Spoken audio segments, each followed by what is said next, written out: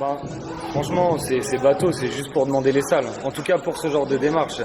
Après, si on parle d'autres événements, par exemple, faire des battles, un petit festival ou plein de petites choses comme ça, là, il faut commencer à avoir des moyens parce que, du coup, même si c'est la culture de la débrouille, la culture de la rue et tout ça, ben, c'est quand même bien d'avoir une reconnaissance pour ce qu'on fait. Donc, si on peut rémunérer les acteurs qu'on fait venir sur des événements, ceci, cela, avoir un DJ, se permettre, je sais pas, de proposer un événement qui tient la route, malheureusement et heureusement à la fois, il faut des fonds. En fait, c'est à la base, c'était une envie commune avec d'autres danseurs de monter une structure, plus pour qu'on soit autonome sur les entraînements. En fait, c'était vraiment venu de là, parce qu'il y a plusieurs salles sur Bordeaux pour s'entraîner. Et chacun a un peu son esprit, son ambiance, et c'est super cool. Et nous, on voulait en créer une autre avec encore une autre ambiance, quelque chose qui n'existait pas forcément à Bordeaux. Donc après, comment je l'ai créé, là c'était classique, hein, rédiger les statuts, les machins, déposer ça à la préfecture, et puis après, ça a été la démarche pour essayer d'avoir un créneau ou des créneaux au marché des Douves. Et voilà, puis petit à petit, du coup, juste auprès d'un public de danseurs, les gens ont commencé à entendre qu'il y avait un nouveau lieu pour s'entraîner, donc ils sont venus voir, ils ont fait les curieux, nous on a pu expliquer un petit peu notre démarche, et voilà, petit à petit les gens se sont mis à nous suivre et tout ça, doucement. Moi ça va dans le sens où j'ai un peu baigné là-dedans via mes études, donc j'avais déjà un pied là-dedans.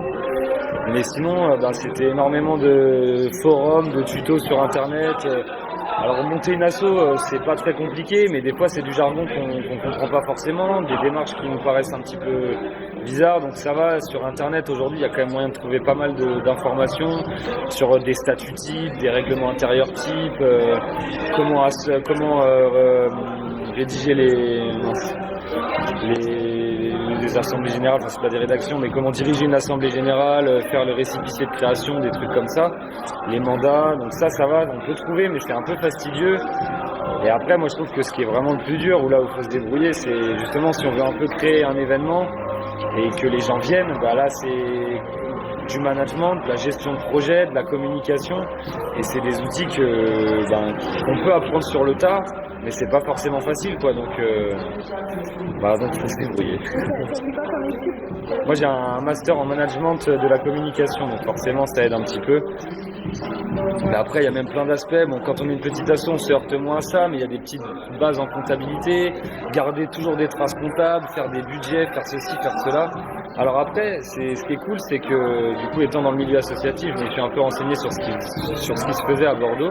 Et la ville propose quand même des formations gratuites tout au long de l'année pour rédiger un budget prévisionnel, assurer la comptabilité d'une association, il y a quoi aussi, pour organiser un événement, pour faire un appel à bénévoles. Et ça, c'est des formations gratuites organisées par la ville pour du coup toutes les personnes membres ou partisans ou qui sont partis du bureau d'une association, quoi. Après aussi, on fait, je pense, chacun avec ses moyens. C'est-à-dire que si on manque de connaissances sur un domaine et tout ça, c'est ce qui s'est passé pour nous. On peut pas arriver et dire je vais faire un festival sur 5 jours avec 5000 personnes. En fait, c'est juste qu'il faut prendre son temps, quoi. Du coup, au début, on monte l'assaut, on fait un petit event, on en parle à ses potes, à machin, on espère que le bouche à oreille fonctionne. On obtient des retours sur ce qu'on vient de faire, donc on essaye d'en tirer les conclusions et de voir comment on peut faire mieux pour l'année prochaine, peut-être demander conseil à quelqu'un qui s'y connaît mieux, etc. Donc je pense que c'est possible de l'apprendre sur le tas, il faut juste être patient, et c'est sûr qu'à un moment, faut avoir un peu faim, quoi, parce que c'est sûr que c'est du taf, c'est des démarches personnelles, faut diguer, quoi, dessus.